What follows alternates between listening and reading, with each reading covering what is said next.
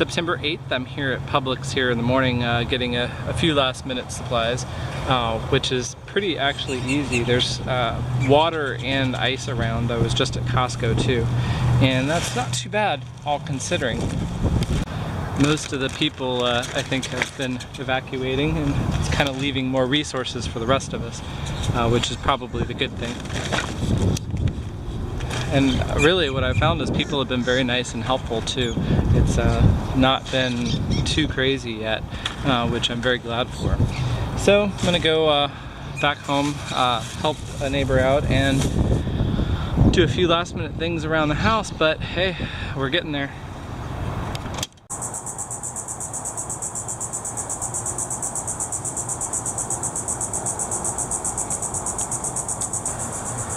I'm here helping out some neighbors. We got a last minute shutters to put up and some yard cleaning to do.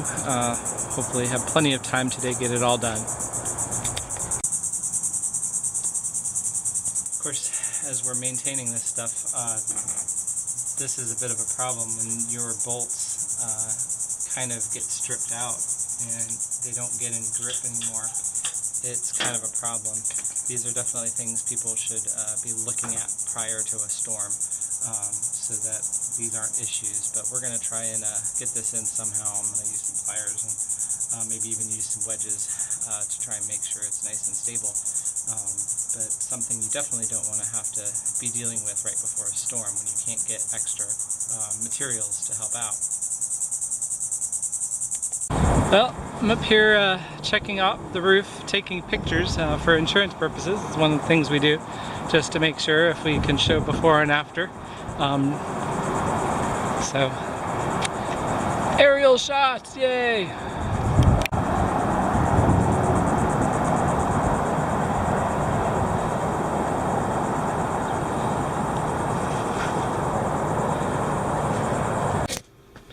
So today's probably going to be a bit of a short video because it's kind of boring.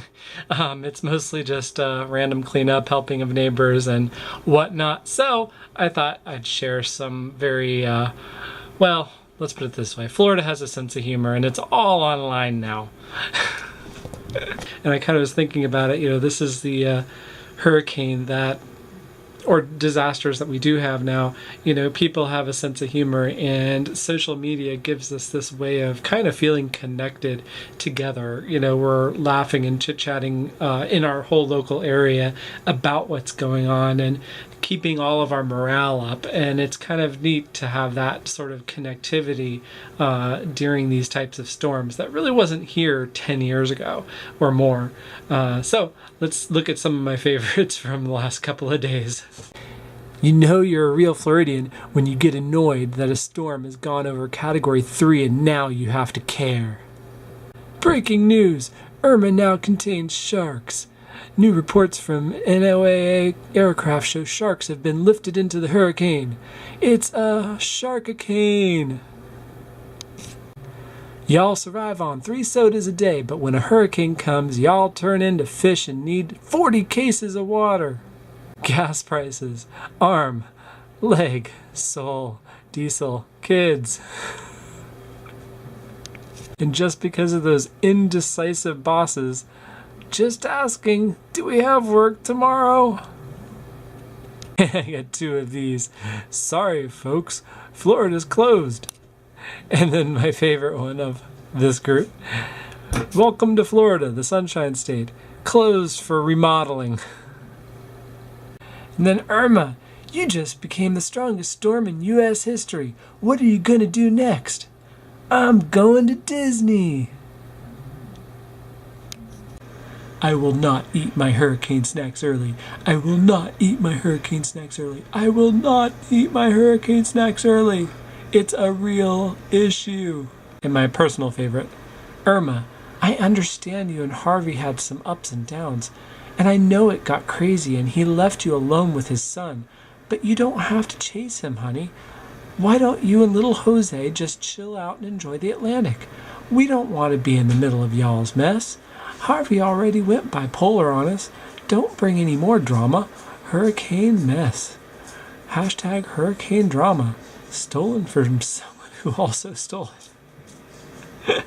So in terms of Irma herself, what a difference a day makes. So I've got the latest track up here. I believe this is coming off of the 8 p.m. Track. But if you look, we've got quite a different story than we did last time around. We have the center of the storm moving, clipping Cuba right here, and sort of slipping up right through the middle of the Keys, up through Fort Myers and right up the coast.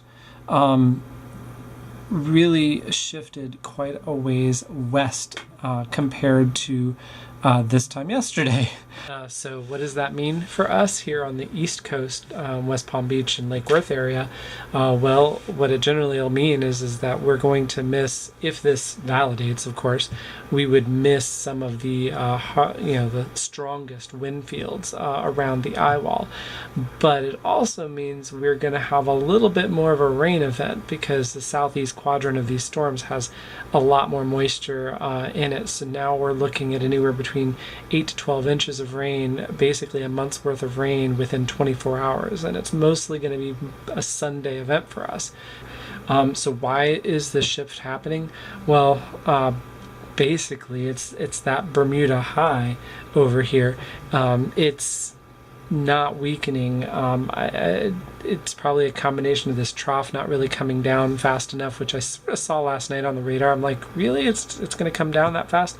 But it really doesn't look like it did, and this pressure is just still sitting there, keeping Irma from going north. But so she's going to go a little bit more west before she goes up, and she's still a very strong category. Actually, I think it did get back put up to a category 5, yeah. We're only talking a few, 5 mile an hour differences here between the 4 earlier today and the 5. But, it's very likely that she could be a 4 or a 5 hitting the Florida Keys, and that's going to be devastating for the Keys and other low-lying areas there. It's really, really hope that people heeded the evacuation warnings and got out of there. You don't want to be in the Keys in this type of storm if you don't have to be. So that's sort of the thing going on. And then just kind of a perspective thing in terms of this event. You got to take a look at the NOAA Tropical Atlantic Visible Loop radar here for a second and check this out. So if you check this visible loop out, you have 3 major tropical systems all going on at the same time, which is kind of rather unique. We've got Katia over here coming into Mexico. We have we have Jose over here, unfortunately a category 4 battering the same islands that Irma just got done with, and Irma right here. So kind of unprecedented. So that's it for today.